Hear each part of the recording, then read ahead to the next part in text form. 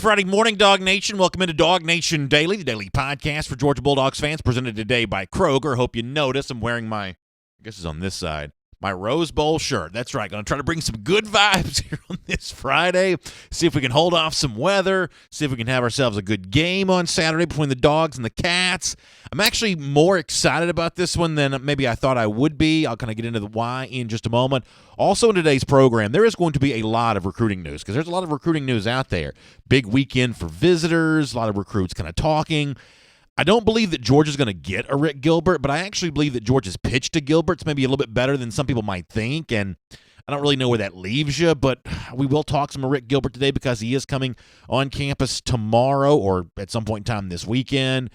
Kind of an interesting situation involving Alabama recruiting and how they may be coming in on a player that some Georgia fans have been hoping the Dogs would get more involved with. So kind of a lot going on here when it comes to recruiting. We'll do a lot of that. Also some, as I said, really fun stuff.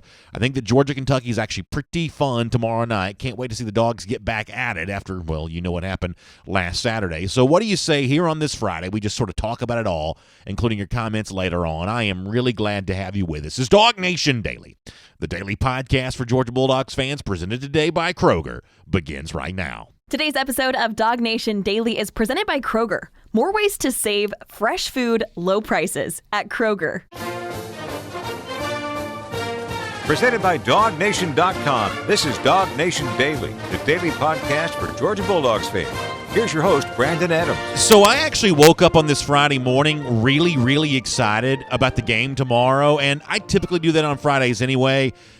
In addition to being a UGA fan, I am, much like many of you, just a lover of college football, right? We don't get that many college football Saturdays. Pretty good slate of games this week, all things, considered. Georgia involved in this too, so it's pretty typical for me to wake up Friday pretty happy, pretty ready to go for a really good game.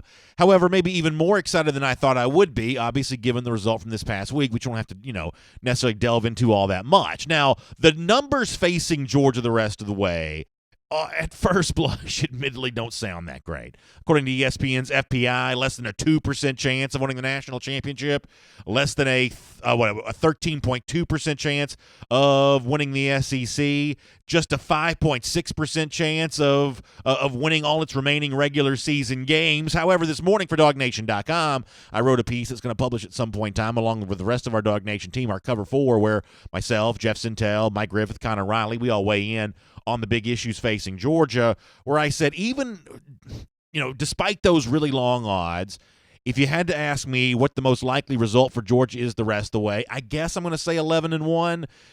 Going into the SEC championship game with the South Carolina loss, the only blemish on the schedule. Now, listen, do I feel super confident about that one way or another? No, I don't necessarily feel all that confident about it, but I am really excited to see how Georgia responds to the situation that it's in right now. And I think kind of a desperate Georgia, I think, is actually a more fun Georgia to watch here. Georgia in desperation mode. I think that's going to be pretty entertaining, if nothing else. And admittedly, in kind of a weird way, I'm more excited about the Kentucky game now than I would have been before Georgia was put into this really intense, backs against the wall, desperation situation than it is. A wise man once said that when all hope is gone, the only thing left is relief. I don't exactly know what that means, but in Georgia's case, I guess I hope that it means you might as well just relax and just let it rip and go out and do what you need to do, because being really careful with the football, being really careful not to make a mistake, hasn't really helped y'all that much. Georgia being careful hasn't led to a lack of mistakes. They were doomed on Saturday by a ton of mistakes while trying to be extra careful. So you might as well this Saturday just let it rip. Let Jake Fromm do what he does. Let the offense do what it can do. Let the defense just get after Bowman and the rest of this Kentucky offense. Just let it rip and go out and have some fun. And let's watch Georgia now play from kind of a place of desperation, knowing that it can afford no more losses. It can afford no more trip-ups. And at any point in time, if that were to happen, what could be a dream season would turn into a disastrous nightmare of a season. But that scenario facing Georgia, I don't mind that, and I'm actually really curious to see how the Dogs respond to all of this. One guy in particular who already seems to be responding pretty well is Georgia running back DeAndre Swift, who's kind of a tough, edgy, hard-nosed leader-type guy as it is. And boy, some of the stuff he said this week I thought was pretty interesting.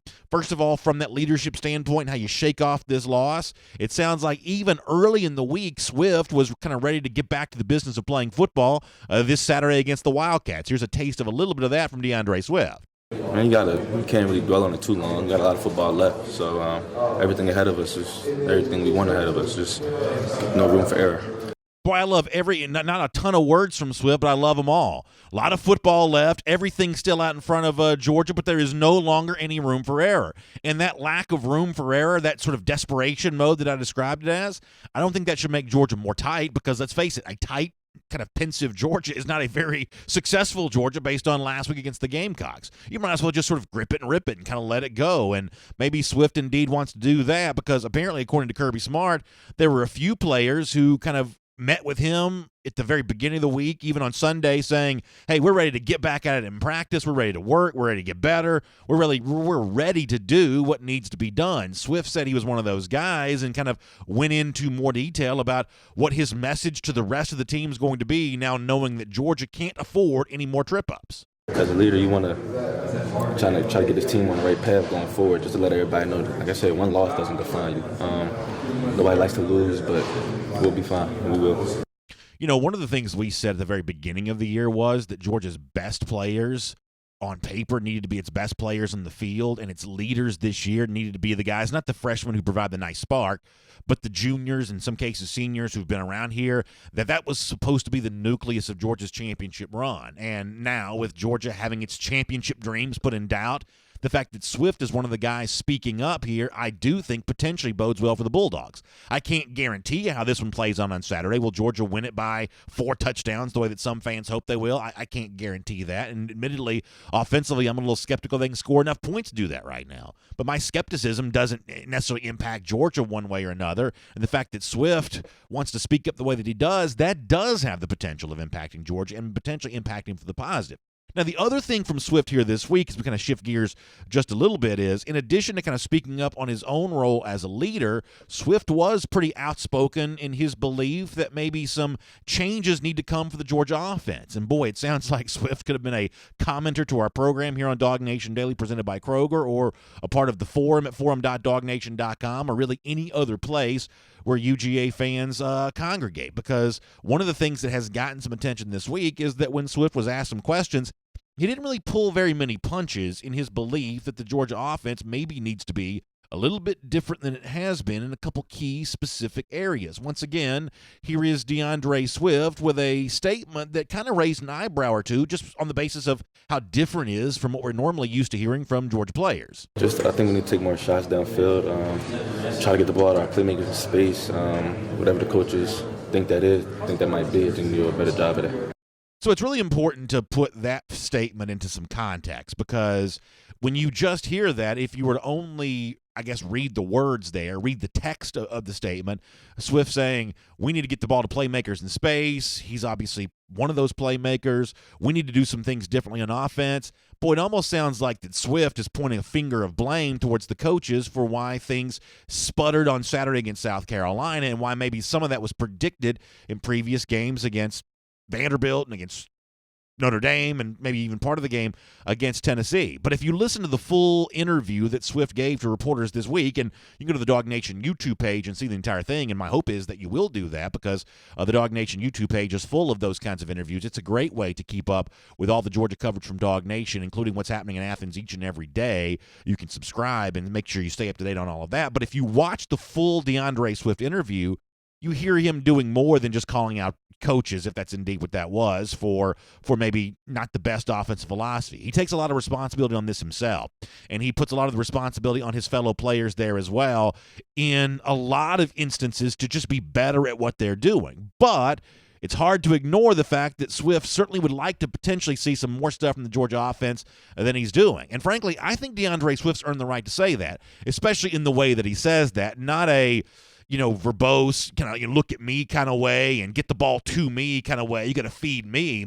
No, I think Swift's talking about the entirety of the offense. And someone who brought that up to my attention last night, and I thought this was a really good point, we had a great night last night at the Marlows in Dunwoody for our Marlows matchup, and former Georgia All-American John Stinchcomb was with us for that, as he is for each of our Marlows broadcasts, and he was kind of saying that point. It'd be one thing if in that clip you just heard from DeAndre Swift, if he was saying, listen, I'm the Heisman candidate at running back, you got to get me involved, you got to get me the football, you got to do those things for me. But that's not what Swift did. He's talking about how the offense in general would work the best, him and other guys who'll be touching the football included. And I think that's a very important thing to understand in the context of that. In fact, here is more of John on the subject of Swift being outspoken about the current state of the Georgia offense. What I hear is we didn't have any big plays. And he's right. I mean, whether it was the run game or the pass game, you look for the breakout plays, the runs over 12 yards. We didn't have very many of those on Saturday. And then the big chunk plays in the pass game. That's really what he's speaking to. We didn't get any of that. We didn't have the over-the-top, stretch the defense, make the safeties play deep. South Carolina was able to basically rush their four, play some press man on the edges or just man with two free over top, and sit back and challenge Georgia to take what was in the middle. And we didn't execute well in taking those opportunities for the chunk play. So when DeAndre Swift mentions that, he's speaking to facts. I mean, it's not calling anybody out. There wasn't big chunk plays. So listen, I think you should go check out the full conversation with John about this last night, because he had some great things to say, and he's right there that DeAndre Swift's not calling anyone out. He's just speaking the truth with the current state of the Georgia offense. And it sounds like, based on the other clips that we also played for you a moment ago, he's also speaking that truth behind closed doors as well, raising his hand and volunteering himself to say, I want to be a leader as Georgia now moves forward through the second half of the season, knowing it can afford no more slip-ups, it can afford no more losses if it wants to keep its championship dreams alive. It is a little bit of a version of Georgia in desperation mode. I think that's fun to watch, though. I'm honestly curious about where it goes from here. This Saturday against Kentucky, the big games in November that follow beyond that. We showed you the Instagram clip from Swift last night where he says that, if you're counting us out, that just means you can't count. I think that's a pretty good sentiment from Swift there as well. This is a version of Georgia right now that knows it really needs to go out and prove its doubters wrong. And I think that extra motivation might serve him well, including this Saturday against the Wildcats. My name is Brandon Adams, and this is DawgNation Daily, the daily podcast for Georgia Bulldogs fans, presented today by Kroger. Hello to you, and thanks for being with us, no matter how you get to us today. Live on video, 10 a.m., DawgNation. Facebook, YouTube, Twitter. We're on the radio at noon on Athens Sports Radio 960 The Ref, and available as a podcast wherever you find them, Apple, Google. We post the show at the world-famous DawgNation.com as well. We're really glad to have you with us. And speaking of our friends at Kroger, something else I'm really glad to tell you about. We haven't done this in a while, but I'm glad to be talking about it again because my kids love this. The return of Kroger Chef Jr. at select Kroger stores. Now, in October, the Kroger Chef Jr. item is a dirt pudding cup. Now, I've got two young kids. They would love this, and I'm sure your kids would there as well. So when you come and you make the dirt pudding cup, you can also get a recipe card, an apron, a chef hat, a recipe box, and a whisk, because who doesn't need an extra whisk to add to their kitchen tool collection? Here's the website you can go to, Kroger Chef Jr., and that's spelled out Junior, for those of you who are listening. KrogerChefJr.com to register for your class today at your participating Kroger location. Good to have them on the program. We've got Jeff Sintel coming up later on. There is a ton of recruiting stuff to get to today, including a big weekend of visits for UGA. We'll kind of cover all of that in great detail in a moment. A couple things to tell you about before we get there, though. DawgNation Invasion. Boy, the tickets are moving fast for this. We still have some Gator Hater t-shirts left, though, so my anticipation is as we head towards next week, this is going to start thinning out a little bit more. We're trying to make room for as many as we possibly can. 150, the first 150 to sign up do get one of the Gator Hater t-shirts. We have reprinted those. We're ready to go on that. So DawgNationInvasion.com is the website to go to register for our big all-inclusive tailgate experience and to find out more details. Of course, it's the day of the game there in Jacksonville, Saturday, November 2nd from 11:30 a.m. to 3:30 p.m. This is a luxury all-inclusive tailgate experience. Food, beverage, entertainment, all covered for you. The DawgNation team going to be there. Myself, I couldn't miss it for the world.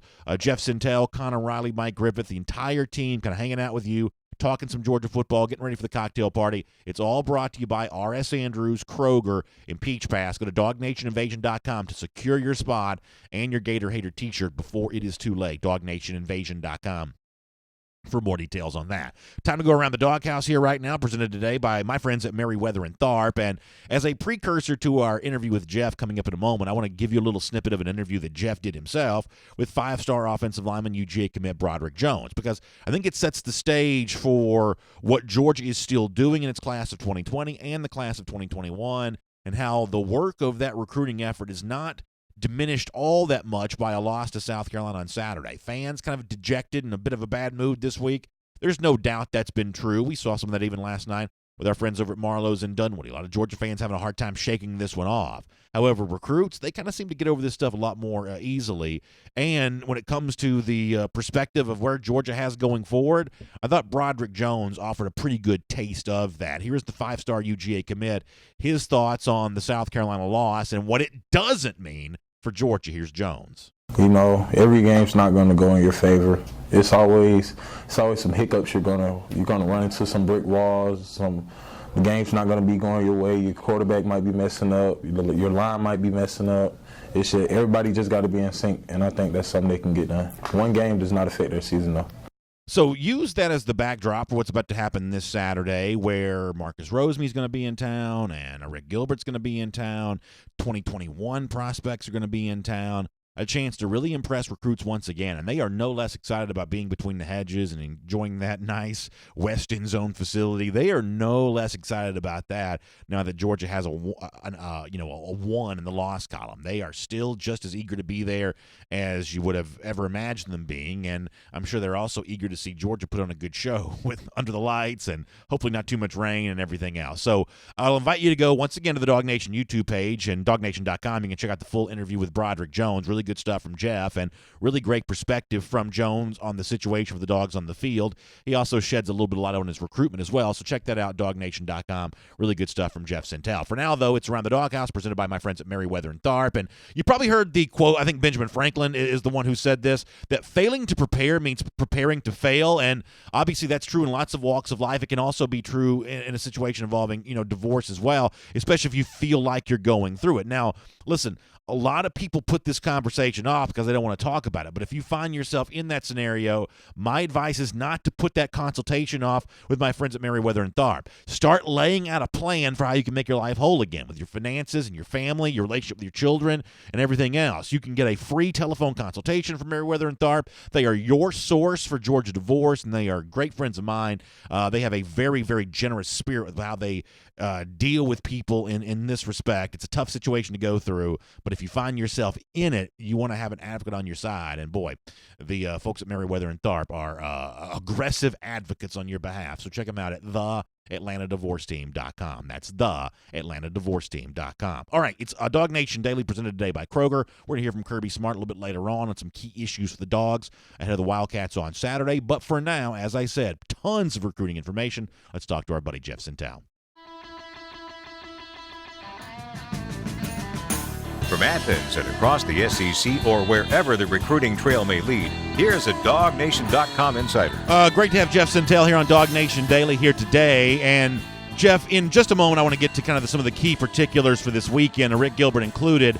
I actually think that Georgia's pitch to ARIK Gilbert is maybe a little bit better than some fans think it is. Now, I, at this point in time, don't necessarily believe that Gilbert's coming to Georgia, but I believe the pitch for Georgia this weekend is actually pretty good. So we'll get to that in a minute. But if you don't mind, let me piggyback off of what we heard before you joined us, which was a small snippet of your very good interview with Broderick Jones, the five-star UGA commit. I would invite folks to go to DawgNation.com or the DawgNation YouTube page here and see the entire thing for themselves, including that very impressive pet snake that Jones has called Piper. It's kind of a cool part of that video. You should check that out. But we had folks asking us in our comment section during Before the Hedges presented by Kroger on Wednesday, make the comparison between Jones at this stage of his development to what Andrew Thomas was right before he came to UGA. They are similar levels of prospects. If anything, I guess Jones may be even slightly higher rated than Thomas was at this point in time. But Thomas was the kind of guy that was able to come in and not just compete for playing time right away. He earned a starting spot from the word go. How do you compare Jones as a prospect to what Thomas was as a part of the class of 2017? Yeah, Brandon, good morning, everybody. Before we jump into this, just wanted to say every once in a while that it's a great privilege and good to be able to talk to everybody on a Friday, no matter what the team's record is or where the recruiting class is currently ranked at this time. With Jones, man, you got to say a couple things. Number one, he's not as long as Andrew Thomas, but I think he's a better athlete than Andrew Thomas. Jones is a guy that the program isn't Lithonia High School, with all due respect to the Bulldogs. That isn't the same program as Pace Academy. Pace Academy has all the resources in the world.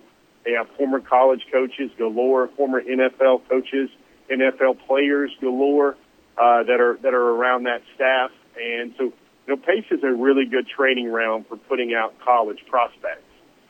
Broderick Jones is an Under Armour All-American. He's a guy that is, still an All-American type football player, a little more highly rated than Andrew Thomas was as well. I think the thing about plugging and playing right away at Georgia, if you would have told me that Broderick was going to early enroll, I would think he could do some of those same things in his freshman year that Andrew Thomas did, especially maybe at a right tackle with Cade Mays being the left tackle. I think the fact that he's not going to enroll early anymore kind of slows that learning curve a little bit because he's not going to be there until late May or June. And that early practice is really important. Now, Andrew Thomas didn't have it, but the thing is I thought that early enrollee type status, which is what Jones was looking at for some time, I thought that might have evened things out or made up the difference between prospecthood with Broderick Jones coming in and Andrew Thomas coming in. But, Brennan, make no bones about it, this young man is a clear left tackle. He's a guy that will kind of be a python around some of the top SEC defensive ends for years to come and just lock those dudes up and lock them out. He can do that ballet at left tackle with the feet very well, very aggressive, naturally aggressive, wants to make something out of his life in the game. And he's a clear, you look at him, guy, 6'6", Brendan, he's like you, man. He looks like a slim and trim athlete when he's in that Georgia gear. I mean, every time I see Brandon Jones, I say, okay, my eyes say one thing, but I've got to add 20 more pounds to what he actually weighs. That's the type of athlete that Broderick Jones is. Pretty interesting stuff. DawgNation Daily presented by Kroger. Let me talk about ARIK Gilbert here for a moment. And I know that for weeks and weeks we talked about him every single day. At this point in time, as a fan, I've pretty much waved the white flag of surrender. I don't think that Gilbert's likely coming to Georgia at this point in time. But I do want to say this on the eve of his official visit weekend, and that is, I think that Georgia's pitch to Gilbert is probably a little bit better than some fans think it might be. Gilbert's going to come here this weekend, and presumably when he has a chance to talk to Todd Hartley or maybe talks to Cortez Hankton even, certainly when he talks to Kirby Smart, there's going to be a lot of discussions about how would you use me in this offense? Gilbert could play a lot of different positions.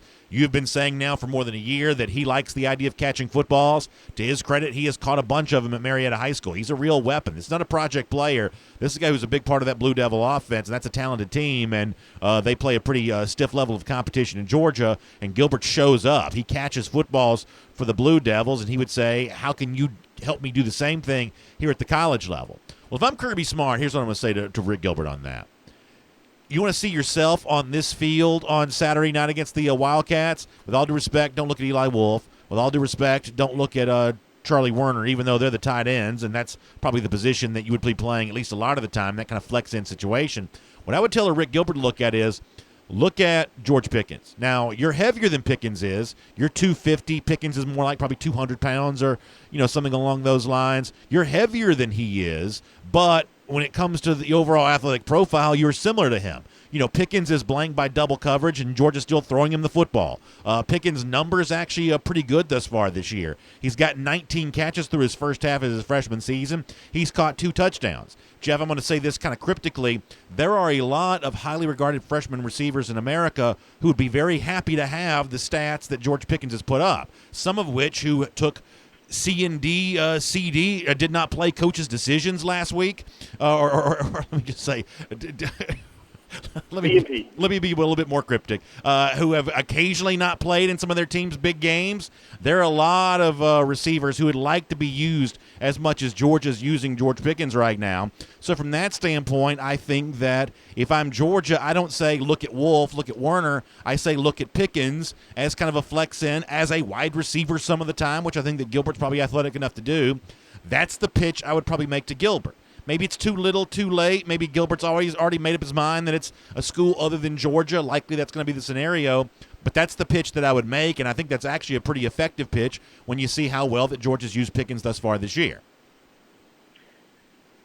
Funny you should mention that name, Brandon, because I got a couple points, maybe even a couple that I know you and maybe even the DawgNation.com, DawgNation Daily audience might not have heard yet. I hold these things to be self-evident regarding ARIK Gilbert. I believe that going back to May of 2018, I thought that he already needed everything to know and saw everything he needed to see about Georgia. I thought he at the point he was prepared to gleefully choose the Bulldogs. That was probably based to a lot of strong recruiting early in his time, and also deep, well-rooted connections between his lead recruiter, Dell McGee, and Team Gilbert and that whole family.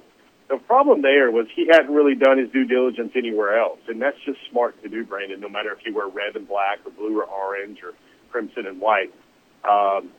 He hadn't looked at the Texas A&M, the LSUs, the Clemsons, the Alabamas.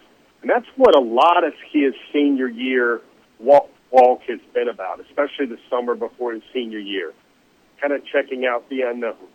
And I think with that, it's allowed Alabama, for instance, and I think it's allowed a Clemson to really catch his interest. And Tennessee was in there for a little bit, but I think that Georgia State loss covered a lot of their momentum drain there. The thing there with Gilbert, though, is I want folks to remember there are recruits. I know this is a long time to think about, maybe like 2 years ago, but there were recruits that came into Sanford Stadium as undecided maybe as where Gilbert is today, and still wound up choosing Georgia. And that was before the locker room. That was before the West End Zone. That was before the LED lights. That was before maybe even the Gator Hater countdown got rolling. And they still winded up choosing Georgia. And I think Georgia's in a spot now where it's not these guys are coming in and it's more like the walk to engagement or something like that with a lot of these 5 stars that roll into Athens these days. It's not a given, or it's not likely, or it's not Georgia's to lose. But I still think Georgia has a shot to kind of resurrect a lot of those feelings that Gilbert had a long time ago. They better do that, otherwise, as Brandon likes to say, they'll be toe-tagging this recruitment. And funny you should mention George Pickens, because a lot of folks that get down in the DawgNation forum, they've brought up Pickens and Gilbert a lot this week. And a couple of metrics stand out. First of all, they say, let the boy go catch the ball if he wants to catch the ball, because they see how Georgia's having trouble with separation of routes and getting windows for Fromm to put a ball in. But then they cite these things, and it was part of some of that George Pickens stuff that you were just discussing, Brandon. They both have similar times in the laser and the 40. Both of those are 4.7-ish. They both have similar vertical leaps. I think Gilbert's vertical jump is even a little couple inches better than what George Pickens has. And then the short shuttle times are also in the 4.4s, they're in the 4.3s.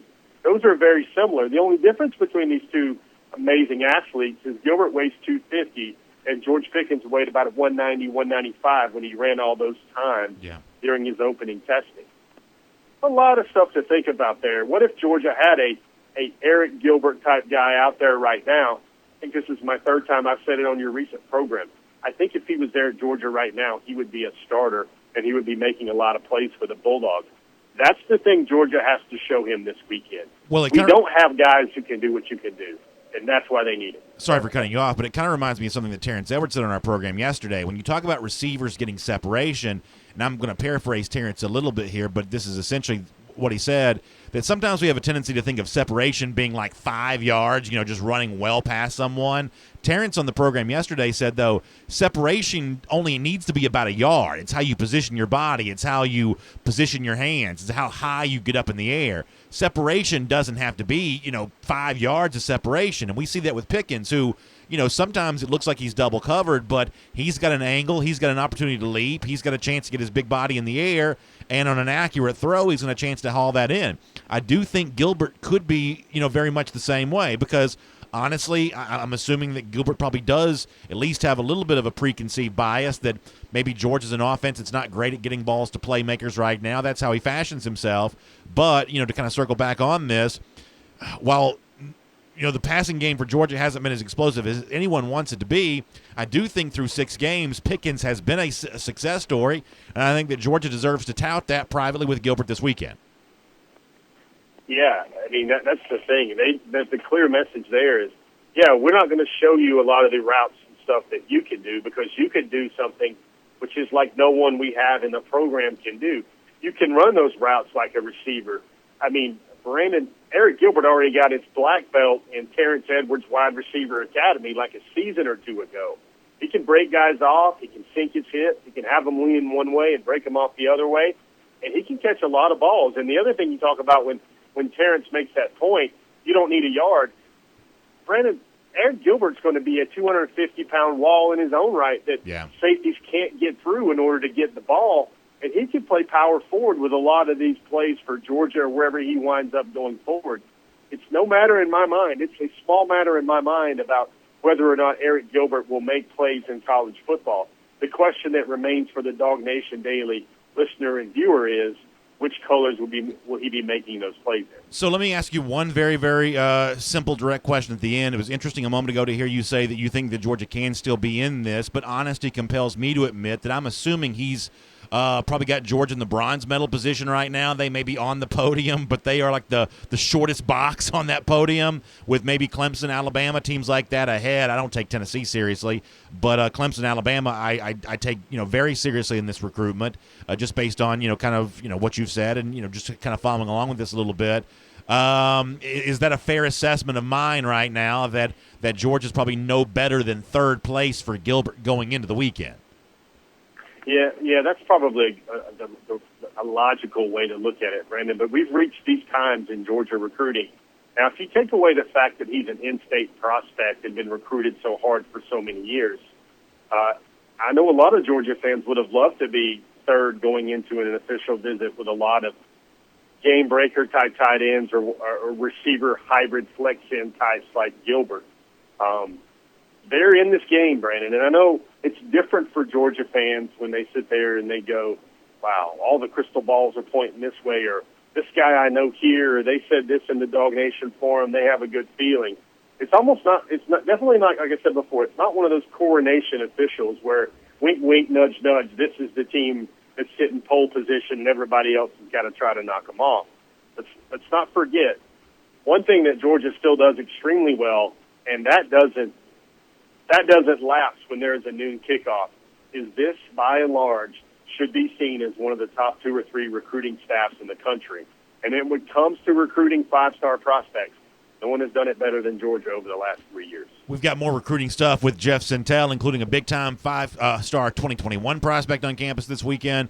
Another big-time UGA commit who's taking a visit to the Dogs. We'll cover all that here coming up. Before that, let me remind you about my friends at the Atlanta and North Georgia Building Trades Council. Now, for a lot of you that do kind of construction-type work for a living, it's very important that you be aware of this organization, because the A&G TBC is dedicated to the work and economic stability of organized construction workers in North America. And they offer a lot for you. I'm talking about better work opportunities, living wages. They can protect your benefits. They also offer no tuition, earn while you learn apprentice training. You can earn as much as $100,000 while serving an apprenticeship. And, of course, they give you employer-paid pension and insurance, wages up to 30% higher than non-union workers. And this isn't just for men. Women and everyone are encouraged to apply. So let me give you a couple of ways to get in touch with the Atlanta North Georgia Building Trades Council. Can we show folks how to get in touch here? 404-584-0005. That's 404-584-0005. Or GeorgiaConstructionCareers.com. That's GeorgiaConstructionCareers.com on the web for more on that. All right, Jeff, I mentioned before you got a UGA commit, Marcus Roseme, taking his visit to the Dogs here this weekend, and hard not to think about how these recruits will be impacted by the weather that's expected to come in. I know overwhelming chance of rain right now. I guess I'm going to hold out hope that it's not quite as bad as the initial projections are of it being, because fans don't get too many opportunities to enjoy fall Saturdays in Athens. I don't want to see one get turned into a quagmire if it doesn't have to be. But I also think about the West End Zone recruiting facility in a time like this. I know this is kind of an obvious answer, but how much does a nice, luxurious place to house recruits during a game become if the weather's not conducive to sitting outside? Yeah, that's $65 million, Brandon, I believe, very well spent. And, there'll be tables inside that room before the game when every kind of recruiter has their own position group and guys in town to look for. And I think some of the names there, you're going to see ARIK Gilbert on his official visit. You're going to see Marcus Rosemy, another top 5 wide receiver that's taking his long-planned official visit to Georgia. The kicker, Jared Zirkle, will be in town. That's the new Jay-Z, the new kicker, and everybody knows how DawgNation loves its kickers. Great story there with that young man. His mom was actually a Georgia grad. We'll get around to telling that on the site sometime soon. But then you've got James Williams, the 5-star number 1 safety in the country at 6 feet 4 inches, number 4 overall prospect for 2021. He's going to be there. Zacchaeus Walker will be back, and Brandon, that's still not an official visit. That official visit's going to come in December for Zacchaeus as well. And there's going to be a lot of folks that are going to be breaking out the rain gear, and they're going to be breaking out their game day bitter cold stuff. And the one thing, everybody that's worried about this weather, there's a different counterbalance going on with this, Brandon, a teeter-totter. Because I know a lot of folks this week have told me, they've texted me, they're lamenting about the fact that once they turn this ticket in and it's scanned or that stub is tore, there's only 2 more home games left for the season in Athens this year. And I think a lot of the true DawgNation fans are going to be there come, bitter cold, frozen tundra, driving rain, that kind of Forrest Gump rain that comes in sideways or whatever. I think they're going to still want to be there because even last week's a great example. I've spoken to 2 recruits, 2 big-time recruits that were there last week for that South Carolina game. And I thought, Brandon, that was kind of like Georgia's crowd throwing their 78-mile-an-hour fastball for that noon kickoff and lack of explosive plays. But according to these young men who aren't used to Georgia football atmosphere and the environment yet, they made it sound like they saw Randy Johnson out there coming 3/4 at 99 miles an hour, just obliterating seagulls. They can be impressed by a Georgia crowd when maybe the folks in the stands feel like it's more like a croquet match. Yeah, that's a pretty good way to say that. Let me touch on a couple of other issues before we let you go.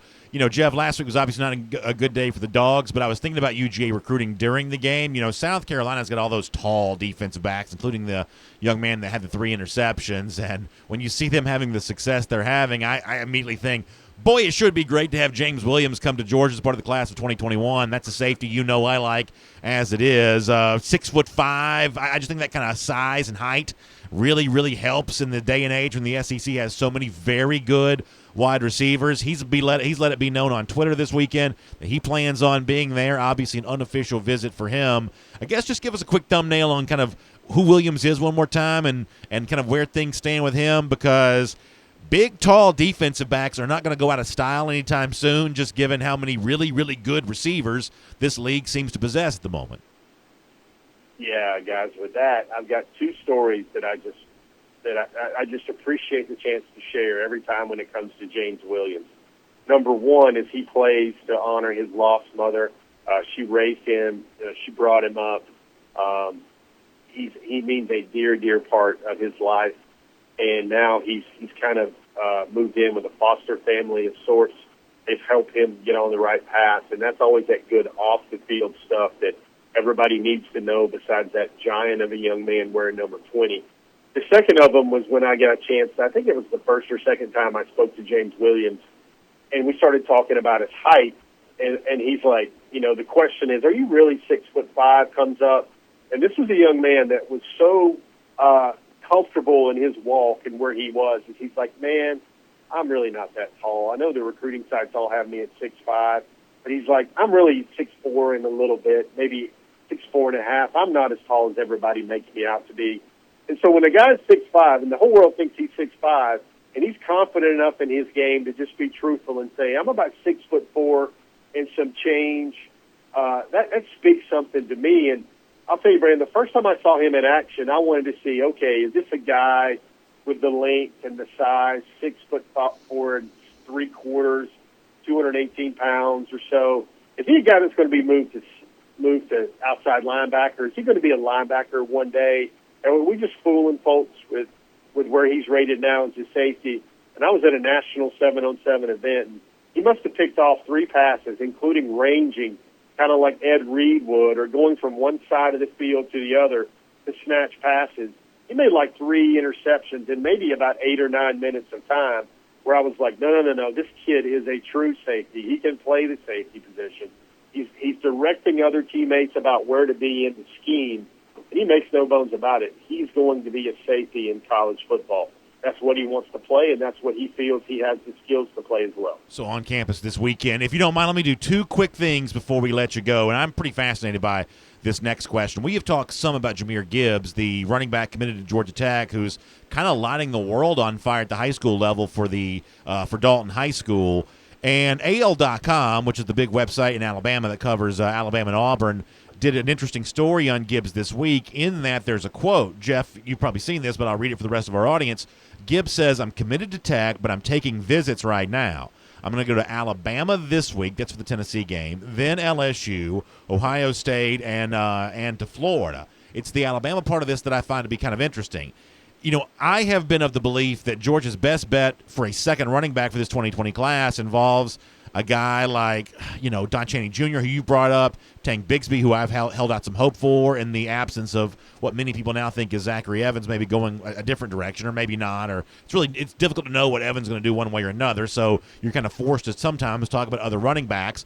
But on this program, and when you and I have gotten together, Gibbs is not a name that comes up all that much. Is Alabama really recruiting Jahmyr Gibbs, though? Well, Brendan, anybody could come into Tuscaloosa and T-Town and watch them take on Rocky Top. He's a guy that's on everybody's radar, man. He is an unknown.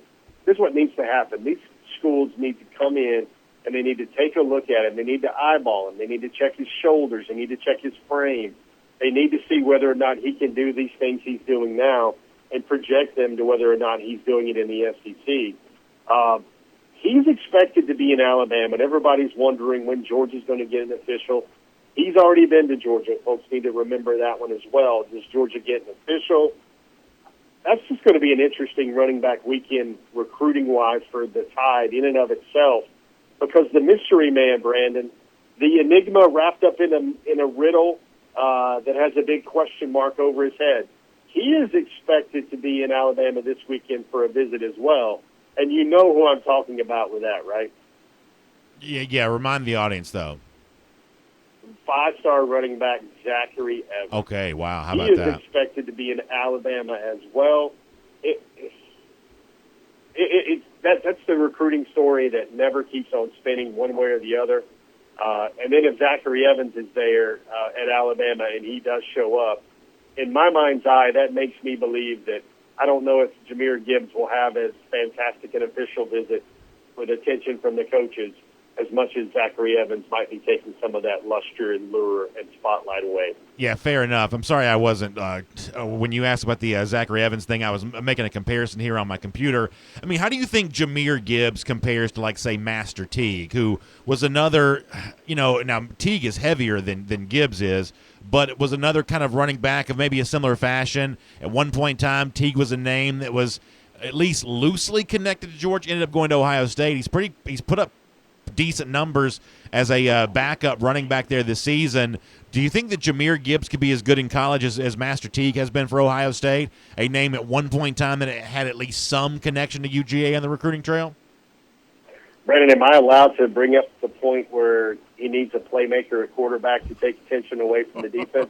Am I allowed to bring that up? That's still a touchy subject off of last Saturday. So rewind, folks. I want you to remember Master Teague. Master Teague was a guy, everybody saw that commitment video. It looked, if you want to remember back down memory lane, there were spots in that where folks were thinking, was that a Georgia G he had on? And then there was a new ending shot for some scenes in the film. Make no mistake about it. Master Teague was a Georgia or kind of Ohio State type guy back when his recruiting took place. The big difference between Master Teague and Jahmyr Gibbs, and Brendan, I think the biggest denominator that people are going to have to figure out with Mr. Gibbs is not maybe the competition he's running through and the holes that are there where he's not showing his ability when he should be contained, when he should be wrapped up. Reminder here, folks, that's what Dell McGee likes to see. He likes to see those dog yards where it looks like he should go down, a lesser back should go down, but that young man fights through, pops tackles, and makes his way to daylight. That's the thing with Jahmyr Gibbs that needs to be seen. Besides the fact that, let's be clear, Brandon, Georgia's backs, they like those guys to be 205 pounds. They like them to be big because they want to run those guys between the tackles in the SEC. And those kind of specialist running backs, those guys that are around 190 to 200 pounds, you better be very lethal and very elite in those change of direction and burst and explosiveness areas if you're going to be at RBU for the Bulldogs. Very fast before we let you go, Mikhail Sherman had a tweet this week that I thought was kind of interesting, essentially reaffirming his pledge to Georgia. Not that needed to be done, but certainly touting Kirby Smart. Sherman tweeted out, I just got off the phone with Kirby Smart. Never makes me regret my decision, but rather strengthens it.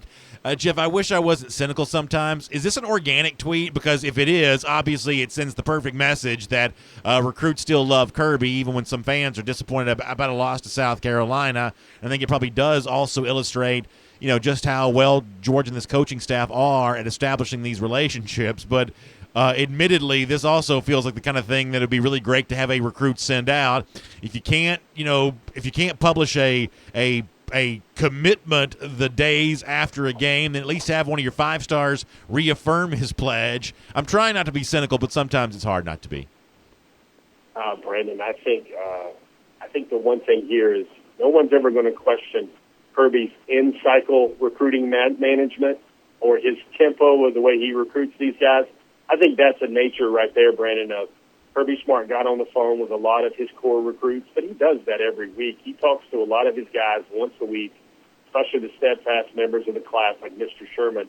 And I think Mikhail just basically heard a lot of things in the wake of that defeat, how they handle it, how they move forward, how they galvanize the rest of the season. And that was very encouraging for him to hear. And I guess Mr. Sherman kind of felt like all of your DawgNation Daily listeners.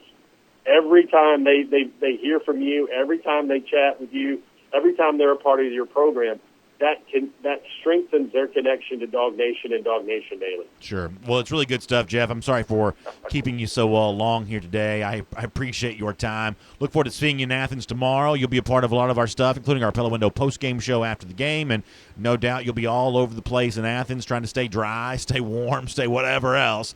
We appreciate being here on DawgNation Daily, presented by Kroger today, and as I said, I look forward to seeing you between the hedges tomorrow. Brandon, my man, can't wait to see you in camouflage or Gore-Tex on Saturday. Rain gear, Brandon Adams, guys. This is going to be a very rare sighting. It is a sexy sight to behold, I can promise you that. Let's take a look around the rest of the league. This is SEC Through. All right, let's move on to our SEC Through here because there are a lot of games I want to talk about. A big, actually pretty deep slate in the SEC, and of course we'll do this as part of our MyBookie Best Bets. When you find MyBookie online, just type it into your browser, MYBOOKIE, and you use the promo code DawgNation. Our friends at MyBookie are going to give you a big-time first deposit bonus. You can get it doubled, you can get up to $1,000, and of course, MyBookie's already known for the best player perks in the business and the fast, no-hassle payout when you win. It's one of the reasons why folks who want to kind of get going in the gambling world, it's why they choose MyBookie. And so I'll invite you to do the same thing. Just make sure you use the promo code DawgNation to get the big first deposit bonus. You play, you win, you get paid. Simple as that with MyBookie. Let's do our MyBookie Best Bets here.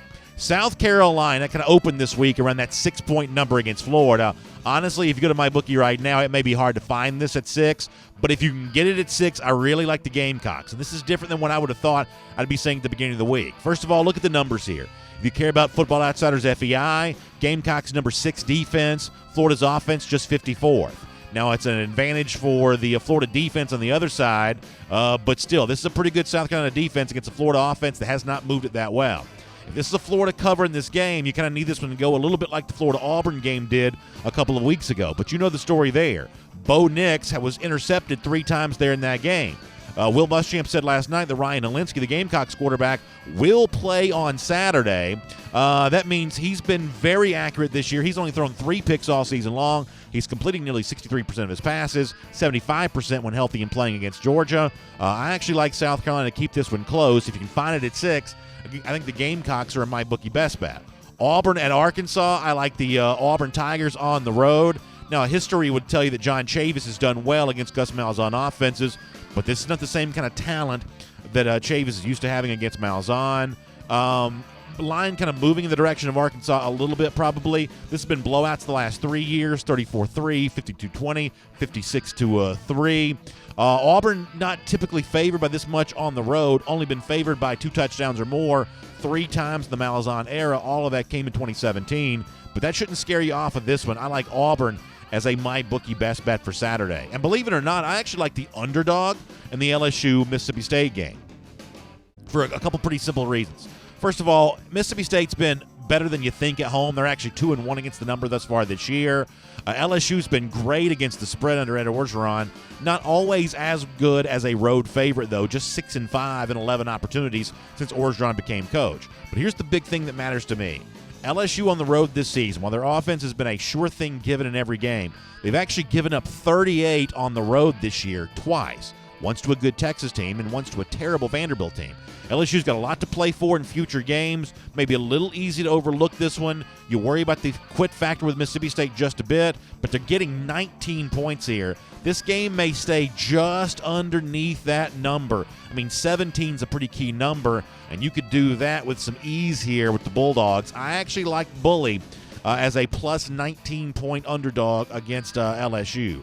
Moving on our MyBookie best bets, Missouri at Vanderbilt. I know it seems like a square to take a 21.5-point favorite on the road, but this is how bad Vanderbilt is right now. Missouri is a MyBookie best bet for me. Vanderbilt scored 10 or fewer points 3 times this season. Believe it or not, the Missouri offense is actually averaging 39 points on the year. Vandy just 8-11-1 as a home dog over its last 20 games. Missouri is a road favorite over its last 20 games, 12-8 against the number.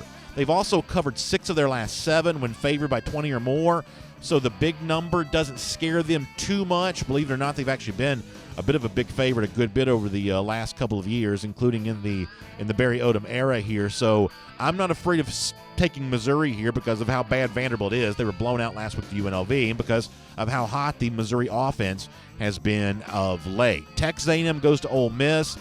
This is an A&M team that might be turning the corner just a little bit. They were showing some signs of life against Alabama. Ole Miss, I believe, is just done. They have failed to cover in their last 6 games, 6 straight. They've lost against the spread. Jimbo won his only game as a road favorite a year ago against South Carolina. The number here is 6.5. I do like the Texas A&M Aggies to maybe get a little healthy there. I'd go against Alabama, favored by nearly 35 against Tennessee. The half point may mean something here. Alabama's good as a favorite typically, but not always great as a favorite of 30 or more. Give me Tennessee there. And then to rattle through some of these national games for a second, I'm done with Jim Harbaugh. I'll take Penn State against the Wolverines in the whiteout game. I think Oregon at Washington's a pretty fun game. The momentum is all on the side of the Ducks, but I look for Jacob Eason and the Huskies to show little signs of life here. The other game involving top 25 opponents, you got Arizona State and Utah. I think Kyle Whittingham's actually a pretty good coach. They're at Rice-Eccles Stadium as a 2-touchdown favorite. I'll take the Utes in that one. Don't forget tonight, we like Friday night college football around here. You've got Ohio State and Northwestern. I guess there's a deal with the baseball going on where that one may get moved to one of the other Fox channels, so check your local listings as they say. But a little Friday night football coming up tonight as well. We'll make that your SEC through with our MyBookie best bets. All right, let's turn our attention back to Georgia, Kentucky here on DawgNation Daily presented by Kroger, and let's try to deal with like 3 big-time key issues for Georgia on Saturday as it relates to things that Kirby Smart has said this week. You heard Jeff Sintel a moment ago talking about receivers needing to get separation. I'll invite you to listen to Terrence Edwards yesterday, who also addressed that same thing. Kirby Smart will talk about that in a moment. Before that, though, on the issue of the number of offensive linemen that Georgia's been playing, the number of wide receivers that Georgia has been playing, has it just been too much? Well, Kirby did talk about that this week. Here's what Kirby said about that. Well, offensive line, we were forced to. I don't know if you're aware of the injuries we've been dealing with, so there's not a lot of choice. If a guy can't go, you can't play with 4. You have to put another guy in. So there's not really a rotation going on the offensive line. The only rotation has been Ben and Cade for the most part. Everything else has been injury-driven for us. As far as wideouts, nobody plays 3 wideouts. I mean, most people we play 6 to 7, and right now we're playing 6 to 7, and we'd like to keep those guys fresh as possible, especially in a game that you're going 2 minute 3 times. You want to keep guys fresh and try to do that. So it sounds like Kirby pretty committed to that wide receiver rotation that he's been a part of. Not every Georgia fan's going to love that necessarily, the offensive line situation. I do think it'll be key on Saturday against the Wildcats to see how much Georgia can stay with just those 5 offensive linemen, how successful they become. I think a lot of Georgia fans would like to see a shortened bench with its wide receivers. Admittedly, I'm one of those people. But as Kirby Smart said, really it kind of comes down to the guys that are in the game. Can they kind of win those one-on-one battles, punish defenses for playing Georgia the way they're choosing to play the Dogs? Here's more of Kirby. If you're looking for man-to-mans to stay on the run, can you get off of press coverage? Can you separate? What kind of style defense are you going against? Is it more zone or more man? And each one of those is really important. And it's important for our wideouts to be able to create separation for Jake. It's important for Jake to see separation, to feel confident, and to be able to throw it. And then finally, one more point I wanted to get to. We should maybe have talked about this week more than we did. Dominic Blaylock, when returning punts, you want to get playmakers involved. Blaylock's seemingly one of those guys. But so far this year, we've seen him catching punts, but not necessarily returning them. What's up with that, and is there a chance we may see more of that against Kentucky? Kirby also addressed that just for a little bit this week. Unfortunately, there's times where we play in safe, where we play in a prevent mode of fake alert based on who they send in the game or based on the down and distance in the game that he has to fair catch it. And we had several of them that we were in safe the other day where he's not protected, meaning we're not holding people up for him, and so he can't just abandon it and try to return it on his own. So we weren't able to set up a lot of returns, which goes back to our third down. Defensively, third down, we won third down. Statistically, it looks great that we had really good success on third down. We made our goal 70%, but we didn't hold them to third and long enough to where we got to return the ball on fourth down.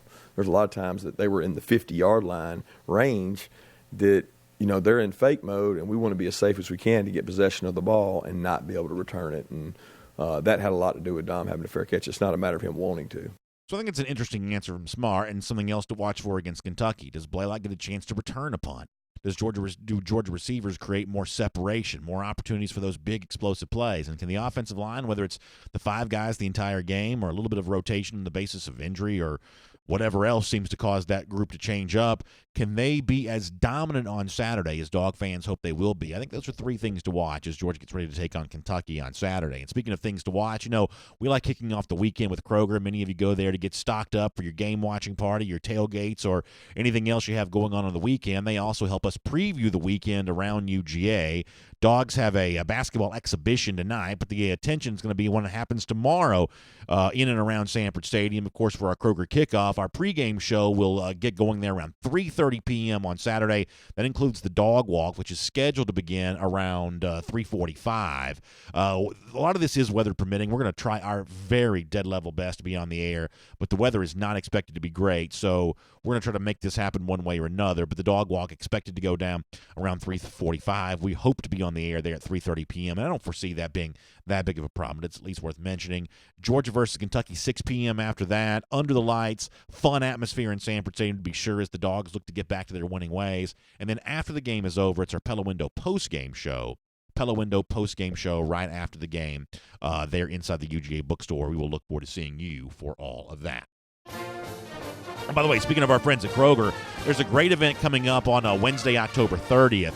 A fun day at Kroger stores all around the Atlanta area from 4 to 7 p.m. You can enjoy trick-or-treating, cakewalk, cookie decorating, and more. This is kind of a Kroger tradition. It's always really fun, and this year it's Wednesday, October 30th from 4 to 7 p.m. So make sure you go get stocked up everything you need for Halloween night and enjoy a great kind of atmosphere around your local Kroger with all of that. Let me also say this, that with Georgia playing Kentucky on Saturday, a chance to watch the Gators in the early game against South Carolina with some attention towards the cocktail party. Georgia, as we said to start the program, a little bit of a desperation mode right now. No room for error. That means that game coming up as well. And there's a lot on the line for Georgia fans who love knowing it's been a dominated rivalry by the Dogs as of late. They hope to see it continue. How about 1,084 days? That's how long since Florida's beaten Georgia. It's our Gator Hater Updater, and of course it's great to have you, DawgNation Daily, presented by Kroger. And on video. Time now for our R.S. Andrews cool down.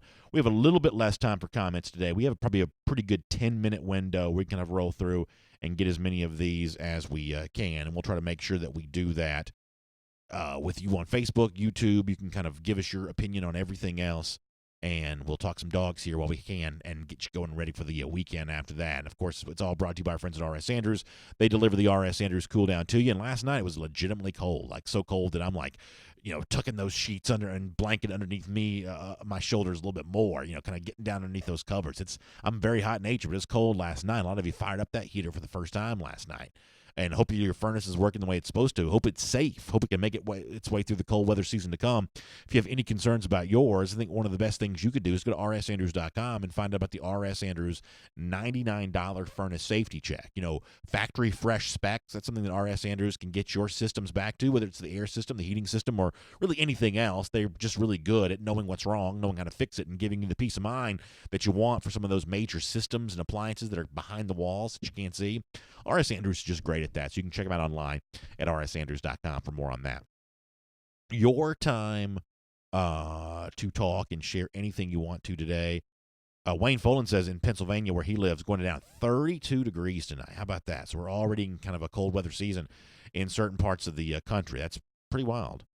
William and Elaine Morgan says the weak link in the Georgia chain is coaching. Obviously, Kirby's taken his share of daggers and arrows thus far this week, and that's to be expected. And a lot of that, I think, is fair criticism of what we saw on Saturday against South Carolina. And as I said to start the program, with all of that being true, and I'm going to acknowledge to you that it is true, with all of that being true, I'm just really curious to see how Georgia responds, and how Smart in particular responds. And so I'm more excited about the Kentucky game than I would have been, not because I know how it's going to turn out, and not because I feel confident it's going to be great for UGA. Admittedly, what I didn't tell you my bookie best bets is, but I will say on the Go With The Flow presented by R.S. Andrews later on is, if you're going to talk about the point spread, which has been, 24.5 this week, I'll probably take Kentucky to keep the game underneath that. But y'all know that I hope I'm wrong on that, and I'm eager to be proven wrong by a Georgia team that goes out and plays better on Saturday than I think they will. Leon Hutchinson says, what time is the dog walk? Scheduled for 3:45 on Saturday. We'll be on video at 3:30. Leon, I know you said earlier this week you're going to be at the game. I'm glad to know you're going to be there. So dog walk 3:45 right there in the Tate Center parking lot. Bruce Eklund says, this part of Pennsylvania feels great. I like hot weather, no more. I will say the older I get, the less I like hot weather as much as I used to. This long stretch in August into all the month of September through October, that really, really hot weather. I don't love that like I used to. I really don't. Josh Abernathy said frost in Dahlonega this morning. I really enjoy that. If you're lucky enough to be able to drink a little coffee outside on the porch and see a little frost and feel that chill in the air, I do really like that. I like that. Jeremy Lloyd says it's always 2 hours and 15 minutes before the game. Yeah, that's typically about right. Matthew McGahee says, does the loss wake Georgia up? I think it certainly has a chance to, and I think it's more likely than not that it will. And some of DeAndre Swift's words, I think, should make you feel pretty good that Georgia's got a really good opportunity to respond to this. Now, it's going to be tough to win every remaining game. And one of the things I've been kind of crunching some numbers on is what happens if Georgia were to drop a regular season game, still beat Florida, so you could win the East, 10-2 with a head-to-head win versus Florida would win the tiebreaker there. What if Georgia then wins the SEC championship as an 11-2 team? This is a pretty deep playoff field this year. If you assume that the loser of the SEC West might still get some consideration, if you assume that the two Big Ten teams, Wisconsin and Ohio State, their only losses may end up being to each other. If the right confluence of events happens, you may have a 12-1 Big Ten champion, 11-1 runner-up that has only lost to the other team. You'd have two Big Ten teams in the conversation. If Notre Dame wins out, they're still 11-1, and you'd hope the head-to-head win for Georgia might matter. We'll see about that. Obviously, Clemson, potentially Oklahoma. I think an 11-2 SEC champion Georgia would give the committee a lot to think about. SEC champions never been excluded from the playoff. However, I don't know that the SEC's reputation, based on some of its early non-conference losses, is quite as sterling as it maybe should be. Brad Phillips says, is Brian Harrion a go for Saturday? Boy, I hope so. I feel like that was a missing component of the Georgia offense last week. But I'm guessing that's probably the case. Wyatt Fielden says, hey, BA, what do you want to see from the defense this weekend? So I think the situation of the defense comes down to this. They have been very stingy thus far, but maybe not quite as impactful and disruptive as you hope they would be. By almost every number when it comes to limiting points, limiting yards, especially the points part of this, Georgia defense has been really, really good. But when it comes to, tackles for loss and sacks and some of those components of the havoc components that are generated by your front seven, Georgia not been as good at that. So I'd like to see a Georgia defense remain stingy, but also become just a little bit more impactful, a little bit more disruptive in the backfield, getting to quarterbacks a little more easily, a little more quickly. So that's something I'd like to see a little more of from the Georgia defense. I'm also looking at for the injury report that Mike publishes to give you a little bit better update on Brian Harrion. He was dealing with the back spasms, spraying back last week. The hope is that he's able to come back and play. Here we go. Let's see what Mike says about Harrion on the injury report. All right, here's a quick update from Mike. We gave you some of this as part of our Ortho Atlanta injury report yesterday. So you've got Tyler Simmons, who he says is probable. Simmons has been playing. Kinley still questionable. Campbell still questionable. Campbell probably not going to play. Cager, unfortunately, may be out for a little while. And then you've got Bush, Schaefer, Walker, Mathis. They're all out. So no mention of Harrion in the injury report from Mike from earlier in the week. So the back issue that Harrion dealt with last week sounds like that's not expected to linger for him this week, which is certainly a good piece of news. Over here on YouTube for a moment, we have a few more minutes we can do some comments. Cliff Payne on YouTube says, Fromm will bounce back, but I don't blame him for the South Carolina loss. People don't know what they're talking about. People just look at stats and didn't actually watch the game. So kind of a strong message there from Cliff on that. Although I certainly think that Fromm bears certainly some of the responsibility for that.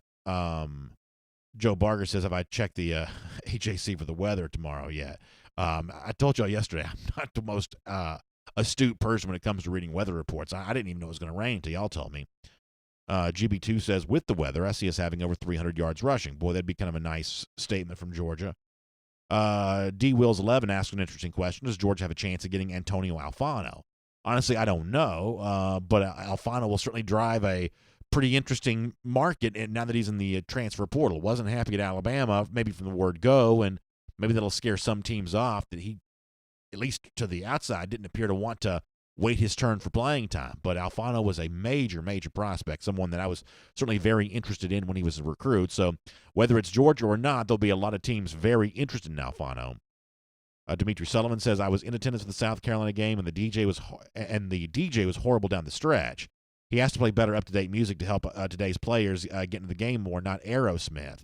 So the only thing I'll say about the in-stadium atmosphere last week that really disappointed me, after one of the interceptions from Fromm, and I forget if it was the one that was intended for Cage or the one that was intended for Simmons, but it was a bad moment in the game. Georgia rolled right into karaoke camp, and y'all know we obviously depend on sponsorship here on DawgNation Daily, presented by Kroger. So I'm the last one to complain about something that if you're making money off of it, that's your livelihood. You've got to obviously take care of your sponsors, and I understand that as well as anyone does. I couldn't quite tell that this was even sponsored. I didn't see a logo on the screen. If it was, I thought that was the most tone-deaf moment imaginable, and just a terrible job by the Sanford Stadium folks in stadium operations to go from a pick that really crystallized the fact that Georgia was on the verge of getting upset into a karaoke cam type moment. Now the crowd was into it; they were singing, they were participating in the karaoke cam, but it was just the wrong moment. As far as the the overall music in the game, I think that's certainly different people are going to have different opinions on that. But the karaoke cam in particular, I thought was a real miss on the part of Georgia. Real miss. Cliff Payne says that the game management decision-making were horrible. And, yeah, Georgia fans are hoping for something better than that on Saturday. There's really no debating that. Jacob Thompson says they played Aerosmith at my prom in '98, and it was lit. Pretty funny line from Jacob there. Joe Barger kind of comparing Alfano to Brenton Cox. And I do think you have to be careful about this. For the guys who had a problem at one school, and we don't really know if Alfano had a problem or not, but it certainly seems like he didn't like the idea of not playing right away. And defensive line in particular is a place that most guys are just going to have to wait. It is very hard to step onto campus and be a player right away, the defensive line position, when you're battling, in many cases, grown men, guys in their third year of college, a few months away from entering their NFL careers. It's just hard to be an 18-year-old kid and step out there and play like that. So if Alfano wasn't happy in that regard at Alabama, it's easy to see him not being happy in the similar circumstances at Georgia.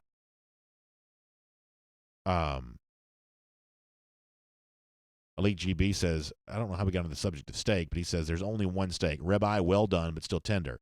I steal all the fat off the kid's plate. Yeah, listen, I do like a really, really, now I like more of a medium rare ribeye, but I like the fatty part, man. I do. Now, you can probably look at me and tell that, but I do like the fatty part of a ribeye. Although, I don't know if you've noticed, but BA's actually dropped a few pounds as of late, so hopefully we're heading in the right direction in that regard. Joseph Kennedy says, I wonder if 10-2 will be enough to win the East. So, Joseph, I think that 10-2 can win the East because, Florida, if it loses to Georgia head-to-head, obviously the only 10-2 scenario that works is probably a 10-2 where you still beat Florida. So Georgia could beat Florida, lose to a Missouri or an Auburn, or I guess even a Texas A&M, and still win the division. But what I questioned before is, would an 11-2 SEC champion Georgia, because Georgia in a one-game situation in the SEC championship would have a puncher's chance of winning that. You would say, 2 lost regular seasons a disappointment, but Georgia would still be alive to win that game. And we've never seen an SEC champion excluded. I am very curious how the committee would treat an 11-2 SEC champion Georgia, knowing how deep the playoff field looks like right now, where there are, 2 teams in the SEC West who are big-time playoff contenders, 2 teams from the Big Ten who are big-time playoff contenders. Notre Dame is a fringe contender. Oklahoma, Clemson still involved in all of this. I am very, very interested to see how that would go. Now, the caveat to this discussion is that every year at the midway point in the season, we say, wow, this committee is going to have a really tough decision because of all these teams that are out there. And as much as I cheer for the chaos, this stuff does have a way of kind of working itself out for the most part. But for Georgia, part of the desperation mode that it needs to be in right now is continuing to win its regular season games so that it bolsters its case for the committee. If Georgia were to slip up again, even if it wins the SEC, I think that might put the decision in the committee's hand more than Georgia wants it to. I mean, after all, we saw how a 2-loss Georgia team was treated a year ago. Matt Rukavina says, "Where's Connor with his $100 bet? Did he bet $100 that Georgia would make the playoff if it won the SEC?" Dante Rivers says a 2-loss SEC champion will get the benefit of the doubt. And Dante, you may be right. I do think we're heading for a very interesting debate on that, though. Santiago Diarn says, BA, what do you think is the long-term impact if Kirby never changes his approach with the running up the middle most of the time? I do think it hurts Georgia's chance of winning a national championship if the offense doesn't evolve a little bit. Now, I'm also of the belief that if Kirby just wants to admit this privately and sort of privately make changes, I don't know that he needs to have this like public mea culpa. Even as someone who loves playing y'all the audio each week and loves dissecting the things that Kirby Smart says, there is a certain aspect of strong leadership where you never admit fault, where you never say you're sorry for anything, and hopefully privately that's not what Smart does. Hopefully privately Smart says, hey, we got to get better. We got to do some things differently because what we're doing is not working. But I don't know that Smart owes that to any of us publicly. There's something to be said for strong leadership remaining steadfast. You don't always apologize to your kids. You don't always apologize to your folks at work. Sometimes I'm sure many of you have noticed this. When you're called out on a mistake, sometimes in an email, people will say "good catch" instead of "I'm sorry." In other words, they're not admitting fault. They're just acknowledging the error without admitting fault or without falling on their sword too much. What you may see from Kirby Smart moving forward is more of the good catch version of comments where he acknowledges that a thing needed to be fixing without saying, I'm sorry for being so steadfast in my belief that a kind of aggressive running game alone was enough to win a national championship. So Kirby's likely to never apologize for any of this kind of stuff or never admit any kind of error in this regard. But that doesn't mean privately the conversation isn't way different, and it doesn't mean subtly we may see changes over the course of the next few weeks, at least to the extent that can happen. Tavedas Taylor says 2 losses to good teams, a loss to South Carolina on your record. If Georgia goes 11-1 with the SEC, other teams got 1L, they could get in over Georgia. So if we're talking about 11-1, I just don't believe the SEC champion is going to be left out in that regard, because you're still talking about you'd be talking about winning against Florida neutral side on the road at Auburn, a SEC championship against either LSU or Alabama. That would be a very strong resume. And, Clemson, Ohio State, and the playoff era show you that you don't have to have a perfect record to make the college football playoff, nor do you have to have a perfect record to win the national championship. So if Georgia's 11 wins include at Auburn, neutral site against Florida, Notre Dame, then no one is talking about the nature of their bad loss to South Carolina. Some goofball on a message board may bring it up, but in terms of being a legit conversation that starts a legit argument, it's simply not happening. It's just simply not happening. But 11-2 SEC champion in Georgia, all of a sudden the doors open a little bit more on that. But a 12-1 SEC champion Georgia would moonwalk into the playoff. Somebody mentioned some changes that Saban has made in the past. Yeah, I mean, Saban's probably a pretty good example of this, where, prior to the 2014 season, you bring in Lane Kiffin, not a whole lot said about this, but over the course of that next couple of years, we saw the Alabama offense become quite different. Now, in season for Georgia right now, you can't probably generate that drastic of a change, but it doesn't mean you couldn't do some things just a little bit different. I have, as per usual, told y'all I would be getting off the air in 10 minutes, and we've got another 10 minutes beyond that, but I've really got to go in a second. Tavedas Taylor says, what if 11-1 Notre Dame got in over 11-1 Georgia? The only difference in that, Tavedas, is it wouldn't be 11-1 Georgia, it'd be 12-1 Georgia. And, listen, I'm going to talk about folks getting fired up if the head-to-head win against Notre Dame didn't matter, but I really don't think that comparison works as long as Georgia's the one-loss SEC champion. That's a bulletproof resume. It is. It's a bulletproof resume. Keith Fold says, BA, you're right. That's why you have to win out to make it easy to avoid what happened last year, where the fate of Georgia's put in the hands of the committee. It's not just winning the SEC, it's also winning out. I agree with Keith on that. Robert Barnes says, B.A. Kirby doesn't owe you a thing, nor me or anyone else. Where did the rest of this go? He's had us in the national championships, won the SEC and the East 3 years in a row. Well, yeah, I mean, that's pretty much what I said, that, Kirby Smart's going to come at this from the position of being a strong leader, and a strong leader means speaking a certain kind of way. And a lot of times strong leaders are very different privately than they are publicly. I'll invite you to check out Sports Source Analytics, which had a pretty interesting tweet this week about how contrite Bill Belichick has occasionally been privately. Talking about mistakes that might have been made, going back over errors in game plan, asking players their opinion about what happened during a game, that privately he's constantly, I guess safety checking or red teaming, whatever you want to call it. He's constantly kind of going back through and looking to see where errors might have been made in the game plan they had. But publicly, he doesn't admit any of this kind of stuff. Publicly, it's always, no, everything is great the way that it is. And Kirby may take a version of that as well. It's going to be frustrating when the truth is so counter-opposed to what we all, hear him say and seem to see with our own eyes. But it's not necessarily strong leadership to just sort of, wallow and just, allow yourself to be tarred and feathered for some of the mistakes that you made. John Benton brings up a really good point. By the way, John was with us last night at the Marlowe's in Dunwoody. The other thing that's out there for Georgia, with a loss, this is now pretty hard to do. But the other thing that's out there for Georgia is the 2 playoff games are Atlanta and Glendale in Arizona.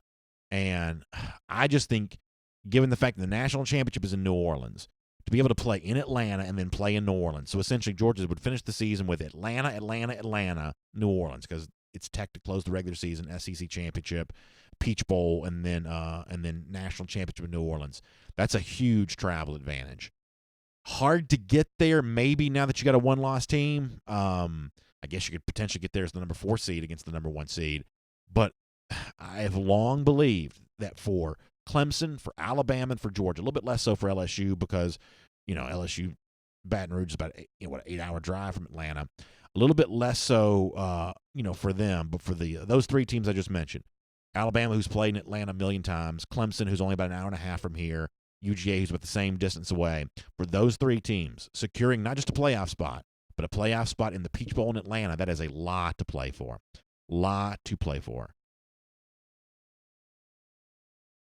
Winston Mock says the weather tomorrow is going to be, make the comments next week unbearable because tomorrow is going to be about ball control. Kirby isn't going to unveil his new spread offense in the rain. Winston, I'm glad to see you laughing about that because I kind of laugh at the same thing. I am geared up for a week's worth of comments not being very positive. Now, it can't be worse than it was, but I'm assuming that Georgia wins tomorrow, and even apart from the rain, I'm actually assuming it's less dominant than some people want it to be because whatever's wrong with Georgia can't be fixed in 1 week anyway. If it could be fixed that quickly, Georgia wouldn't have lost last week, turnovers excluded. So one way or another, even if there wasn't like this sort of monsoon, tropical depression situation, I was sort of gearing up, and I am gearing up for Georgia fans not being all that thrilled about the scenario after Kentucky. Same old blah, blah, blah. So, yeah, I just kind of suit up for that, tape up for that. There's going to be some of that. This is going to be a little bit of a slow process. I think it'll change as you get into game week for Florida. I think the Georgia fans will be kind of back excited again after that. And then post cocktail party, there's, potentially plenty of reasons for a lot more optimism and excitement, a lot more energy. But it's going to be a little bit of a slow climb. I think you're correct to bring that up, and the weather maybe makes that even more true. John Bosch says if UGA loses one more game, they will not make the playoff. I think it could get really interesting. It would become a very unique debate. GB2, and we'll kind of finish with this today. He says, what do you think is the most important for the bye week? Work on the passing game, offensive line play, or mixing up run plays for Florida? Can I choose all of the above? Because the one thing that Kirby Smart's going to do is he's not going to necessarily spend 2 weeks getting ready for Florida. He likes to spend – I think Kirby's of the belief that you can't really do too much practicing for an opponent anyway. So they'll probably do a little extra work for Florida because of how important the game is. But I think that the first few days of that bye week practice, and if I had to guess based on the things he said before, will be a lot of the fundamental type stuff, and some of that is finding a way to turn a 4-yard run into a 10-yard run and a 10-yard run into a 20, and finding a way to maybe scheme some of these receivers open a little bit more. Maybe you do drop that rub route, that crossing pattern. Maybe drop that into the playbook a bit more, and then you take yourself a couple extra days to have a little bit of a week plus to get ready for Florida. If I had to guess, that's the way that's going to go down. So, first of all, thanks for being with us here on the program today. Make sure you check out AJC.com to get your Atlanta news now. Somebody joked about this earlier, but it is true. You can go to AJC.com and stay up to date on all the weather stuff for tomorrow. AJC.com, the place to get your Atlanta news now. You can check that out there. And big weekend preview, fun stuff, fall festivals, things like that going around the city of Atlanta area. They've got updates on all that at AJC.com. You can check that out. I hope all of you stay dry and warm during the game tomorrow. If you're around Athens, come by and see us. Tate parking lot before the game for our Kroger kickoff. Pelham post-game show from the UGA bookstore after the game. I'll be in the forum during the game. That's always a really spirited conversation. A lot of folks dropping some great opinions there. Forum.DawgNation.com for more to be a part of that. Enjoy the game, enjoy your weekend, and really appreciate you being with us today, and I'll see you back here Monday. It's DawgNation Daily, presented by Kroger. Y'all have a great weekend, everybody.